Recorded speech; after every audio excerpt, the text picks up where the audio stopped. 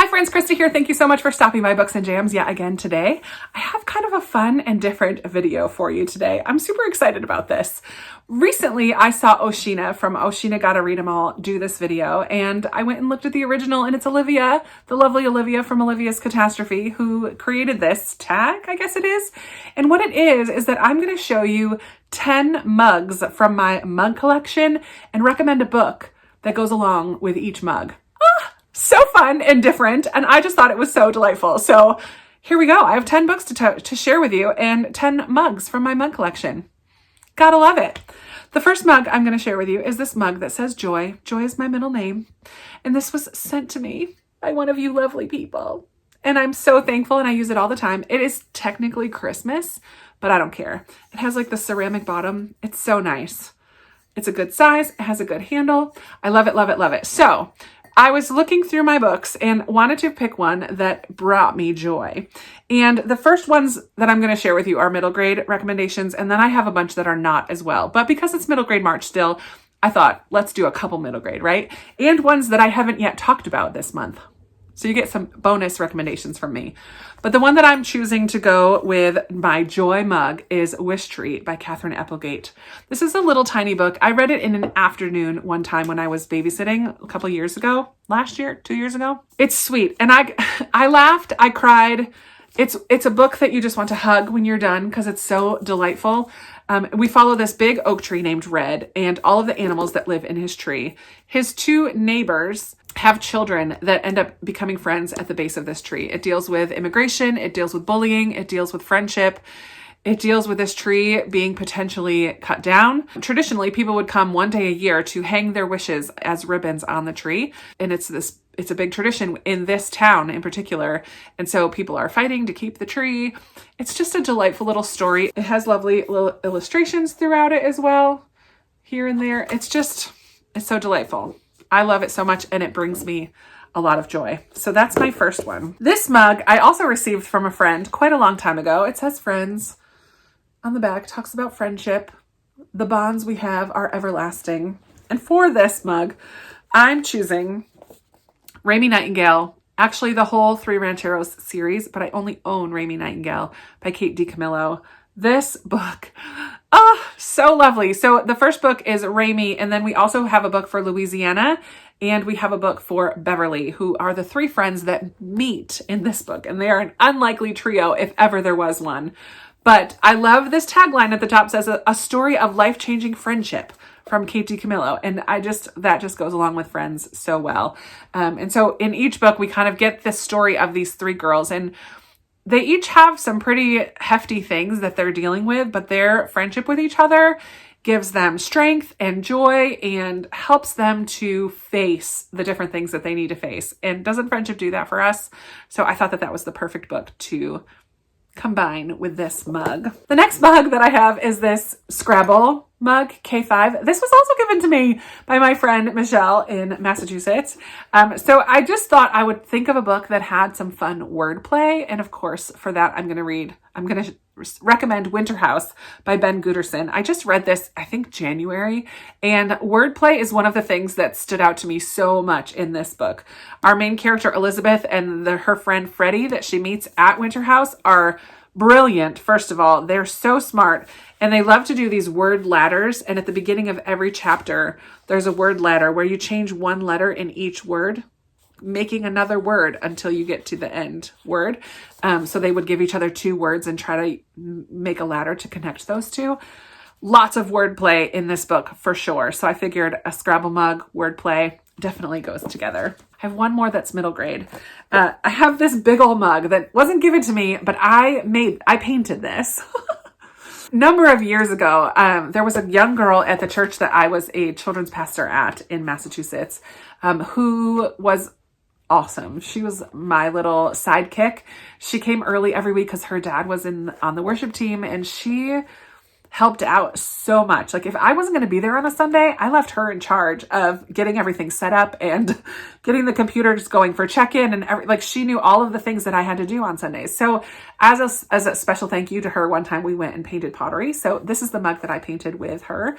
And we also bought this book together. So she bought one and I bought one and we read this book. So this is Flipped by Wendelin Van Dranen. And this is just a fun story of kind of first early romance. It's probably more young YA than middle grade. But we follow Bryce and Juliana, and it's kind of a hate to love type of a thing. The first time she saw him, she flipped and he ran away. He wanted nothing to do with it. But then throughout their course of the year, things get turned upside down. And then he starts seeing her in a different way. And she's wondering if he's really all that she thought at the beginning, and they kind of change their minds. So it's just a cute little story, super cute. And every time I see it, it reminds me of my girl, Sophia. So I had to pick Sophia's book with Sophia's mug. They had to go together. Then we have this fun mug that was just given to me for Christmas this year. It's so cute. I love it so much, but it kind of reminds me of like a mystery of like, he's like peeking out and he's given side eye. I don't know. I just thought this was a mystery. So I wanted to think of a mystery that I haven't talked about too much on my channel. And for that, I picked Maisie Dobbs by Jacqueline Winspear. You guys know I love historical fiction, and this is a historical mystery, the start of a quite long historical fiction a historical mystery series in which we follow Maisie Dobbs. And this one takes place during World War I.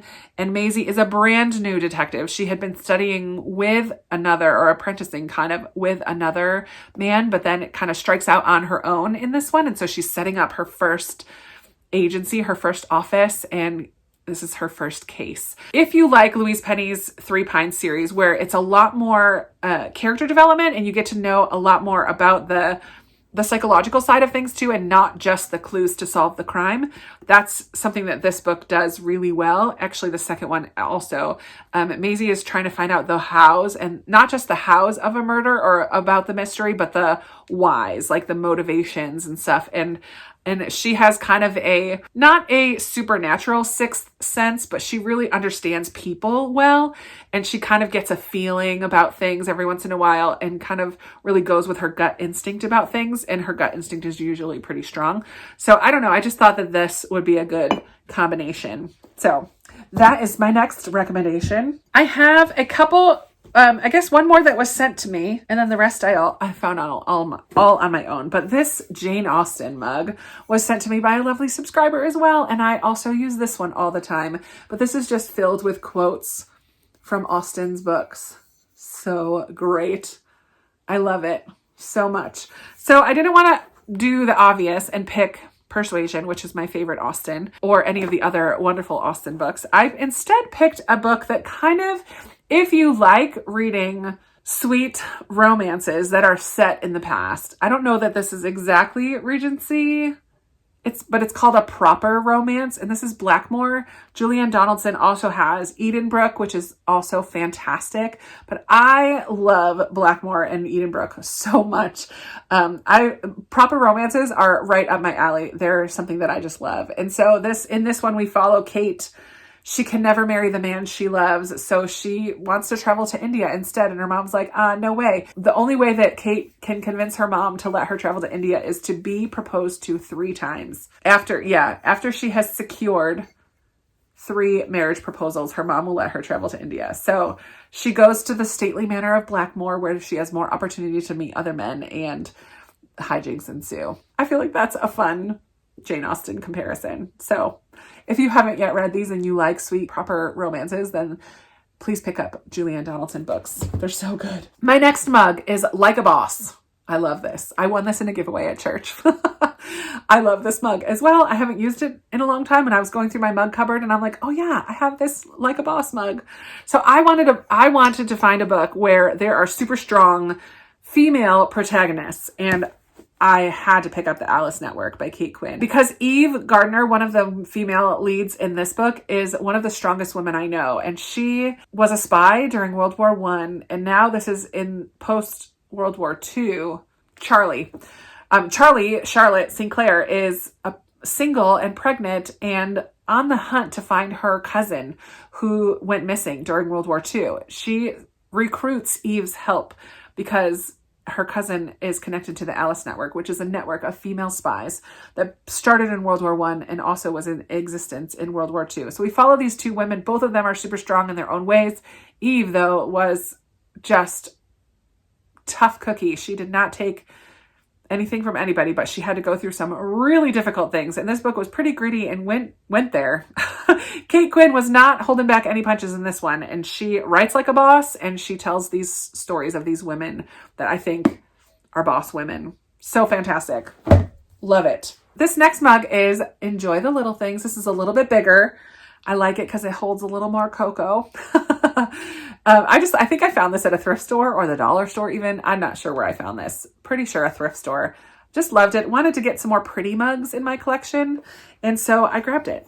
Enjoy the Little Things. So I wanted to find a book that could fit that. And the one that I chose is a Sarah Addison Allen, The Girl Who Chased the Moon. I talk about Sarah Addison Allen. I did for a while, a little bit often. I've read quite a few of her books now. This is the first one I believe that I read, and what I think fits this mug is that Sarah Addison Allen writes magical realism, which is not a genre that I normally pick up or even reach for, but she does it in the little things. The magic is in these little moments, the little events that happen, the little quirks of her books. Like in this one, there's wallpaper that changes based on the mood of the girl who lives in this room. So cool. It's just a little thing, but it weaves this magic throughout the story that is just lovely. So in this book, we follow Emily. She has come to Mullaby, North Carolina, because she wants to solve some riddles that are surrounding her parents and her mother in particular. But she comes across some characters. There's a little bit of romance and there's a little bit of magic in here. And I just think that it's so enjoyable. So that is my recommendation for a book to match this mug. I have a newer acquisition is this mug that has these big, bright, bold flowers on it. This was also a thrift store find recently. I just thought it was so pretty. More of a teacup kind of a mug. I love it. And for this, I thought immediately of the big, bold flowers on this Catherine Center book. So this doesn't have any words to choose from. So I just went with the cover, the cover art. And so How to Walk Away is a book about a woman who is at the very beginning of the book, kind of has it all together. She's about to be proposed to. She's in her dream job, but an accident occurs at the very beginning of the book. And you can kind of see that airplane on there and get an idea of what happens. And her life is just flipped upside down. And she starts to realize that everything maybe wasn't as great as she thought it was at the beginning. So lovely book. I absolutely adore Catherine Center, and I absolutely adore my new mug as well. And the last one, number 10. You don't have to do 10. I just happened to find 10 mugs. I picked up this from the Daily Grace Co. I will put a link to them down below. I love their products. They have some great Bible studies, and I love this mug. It's New Mercies, New Morning, New Mercies. This, I guess, if you were to drink like an espresso or something that is a smaller amount of coffee, this would be perfect. I don't drink coffee, so I don't use this mug all that often. It kind of gets used for other things, but I love it just the same. And I went with the word mercy and wanted to recommend one of the first Susan Meissner book that I ever read way before BookTube days, which is The Shape of Mercy. In this one, we follow a young girl who kind of has to do some community service, and she has to work with this older woman in helping her clean out her attic, and they find letters or a journal or something which kind of goes back to Salem and the witch trials that happened in Salem. So dual timeline based around the witch trials in Salem. I fell in love with Susan Meissner, and I'm really sad that it took me so long until last year to read more of her books, because I really, really loved this one. And I really remember a lot. I don't remember her name or anything like that, but I remember the story, which is remarkable considering how much I read. So New Morning, New Mercies, and The Shape of Mercy. There's my mug pairing. I think that this is such a fun idea, and I'm absolutely going to tag some people to help spread this mug love around. I want to see what mugs you're using, and I want to see what books you're going to pick to go with them. So I'm tagging Sarah from Sarah's Nightstand, Lindsay from Lindsay's Little Library, Amanda from The Curly Reader. I'm going to tag Doris from Aldi Books. I bet you have some great mugs and some pairings. I think that that would be a fun connection. I'm going to tag Kaylani from Kaylani Simply Me. Let's see what mugs you've got. I'm going to tag Chantel from At an Intentional Life. I'm going to tag Rainy at Rainy Day Reads, Angie from Literary Labors, And you, if you want to do this tag, let me see what mugs you have. Oh, Mary from Happily Ever Ash. I bet you have some lovely mugs. I know that you just got a mug like this one as well, because I remember you talking about it at Christmas time. So I would love to see, I will tag all those people down below. And if you want to do this as well, do this video, share with us your mugs and your recommendations that go with it. Let's chat down in the comments below. Have you read any of the books that I talked about today? Thank you so much for those of you who sent me a couple of those mugs. I appreciate it so much.